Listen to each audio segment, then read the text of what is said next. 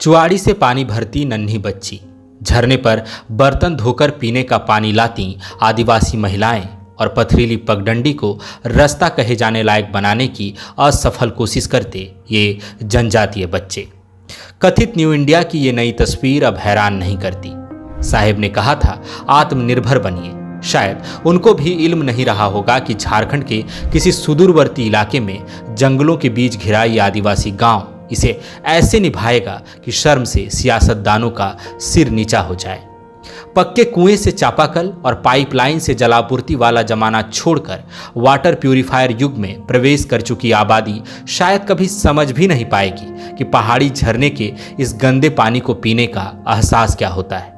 क्या होता है जब लोग डायरिया और हैजा जैसी जानलेवा बीमारी का शिकार होकर इलाज के बिना जिंदगी को नियति के भरोसे छोड़ देते हैं, वह भी तब जबकि वे आपसे कहीं ज्यादा मुश्किल हालात में, कभी माओवादी हिंसा तो कभी दुर्गम रास्तों की चुनौतियों को पार करके वोट देने का अपना कर्तव्य निभाते हैं। सरकारी विकास के दावों की धज्जियां उड़ाने वाली ये तस्वीरें पश्चिमी सिंहभूम जिला के केराबीर गांव की है।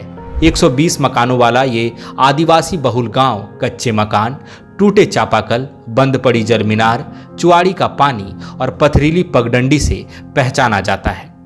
सोनुआ थाना क्षेत्र के लाजो पंचायत स्थित केराबीर गांव आजादी के 7 दशक बाद आज भी मूलभूत सुविधाओं से वंचित है। गांव में न तो पेयजल की सुविधा है और न ही यातायात का साधन। अधिकांश मकान कच्चे हैं और इन्हें स्वास्थ्य सुविधा भी मयस्सर नहीं। यकीन करना मुश्किल है कि 500 की आबादी वाला ये गांव आज भी झरने का वो गंदा पानी पीता है जिसमें हम में से अधिकांश लोग पैर भी धोना पसंद नहीं करेंगे। गांव का एकमात्र चापाकल 2.5 महीने से खराब है। हर घर नल जल योजना के तहत पानी की टंकी बनी थी कि उसका नमूना समझना मुश्किल है। ग्रामीणों का दावा है कि जलमीनार में कभी पानी नहीं आया, अगले चुनाव से पहले आ जाएगा शायद, और उसी पानी का एहसान जताकर जनप्रतिनिधि गांव वालों से उनका कीमती वोट मांगेंगे।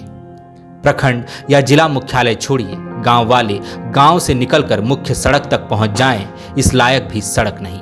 सड़क की उम्मीद भी करना बेमानी है क्योंकि इसे पथरीली पगडंडी कहते हैं। प्रशासन और सरकार के सामने एक अदद सड़क की मांग करते करते जब थक गए तो लड़कों ने खुद ही फावड़ा और गैंता उठा लिया, झाड़ियां साफ की और जितना संभव हो सकता था पगडंडी को समतल बनाने की कोशिश की। इससे पहले इस पथरीली पगडंडी पर लड़कों की साइकिल वैसे ही फिसल जाती थी जैसे सरकारी वादा वक्त के साथ फिसल जाता है।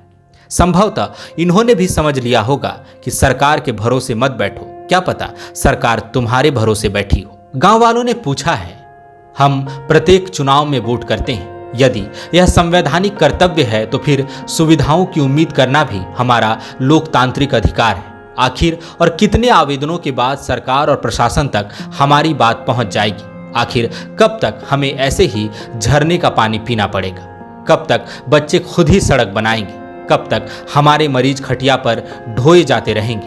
कब तक लोग बिना इलाज के दम तोड़ते रहेंगे? लोगों ने सवाल किया था, डियर सरकार, हम आपके सामने रखे दे रहे हैं।